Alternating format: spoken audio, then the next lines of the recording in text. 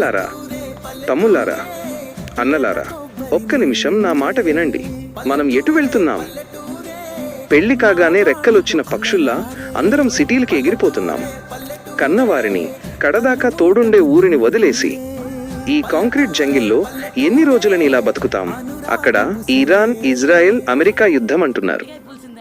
రేపు ఏదైనా ముప్పు వస్తే ఈ సిటీల్లో మనల్ని పట్టించుకునే నాథుడుంటాడా? ఇక్కడ అంతా యంత్రాలే, మనుషులు కనిపించరు. తినే తిండిలో విషం, పీల్చే గాలిలో కాలుష్యం, సంపాదించే సంపాదన అంతా ఆసుపత్రులకే సరిపోతోంది. అందుకే చెబుతున్నా, మన ఊరికి వెళ్ళిపోదాం పదండి. అక్కడ మన కన్నవారు ఉన్నారు, కల్తీ లేని తిండి ఉంది. గ్యాస్ ధరలు పెరిగితేనేం, మనకి కట్టెల పొయ్యి ఉంది. అన్నింటికీ మించి నేనున్నానురా అని భుజం తట్టే మన ఊరి మనుషులు ఉన్నారు. ఇక్కడే మన జీవితం ఉంది, ఇక్కడే మన ఆరోగ్యం ఉంది. ఒక 2 నెలలు ఊర్లో ఉండి చూడండి, ఆ స్వేచ్ఛ ఏంటో మీకే అర్థమవుతుంది. మన మూలాలను వదులుకోవద్దు, మన పల్లెను కాపాడుకుందాం. ఆలోచించండి అన్నలారా, ఆలోచించండి తమ్ముళ్ళారా.